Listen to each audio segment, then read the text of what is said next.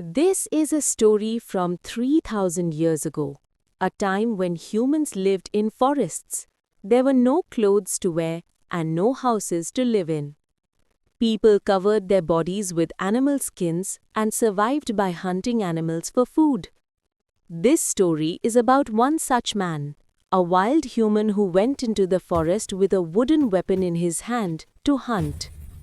Suddenly, he saw a deer in the distance. To hunt it, he quickly hid behind some bushes, making himself invisible to the deer. When the deer came close, he swiftly attacked and struck the deer's neck with his wooden weapon. The deer fell to the ground, bleeding heavily. The wild man lifted the dead deer onto his shoulders and started walking back through the forest. But then he heard the roar of a lion. Frightened, he dropped the deer's body. Within moments, the lion appeared before him. Terrified, the man ran for his life, while the lion began eating the deer. The wild man was deeply troubled and had been hungry for many days. He finally decided to hunt the lion itself, because as long as the lion was alive, his own life was in danger. He made a plan.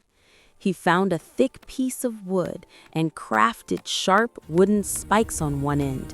Then he tied the heavy wooden log to a tree with a rope and hung it above the ground. Beneath it, he placed some meat to attract the lion, and he himself hid behind the tree, holding the rope tightly. When the lion saw the meat, it ran toward it and began to eat. The moment it lowered its head, the wild man released the rope, and the heavy wooden log full of spikes came crashing down on the lion. The lion roared and struggled to escape, but it couldn't. Finally, the wild man had freed himself from his greatest enemy. But a new danger soon arrived.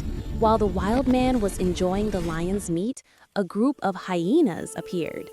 They surrounded him, growling fiercely, and snatched the lion's meat away.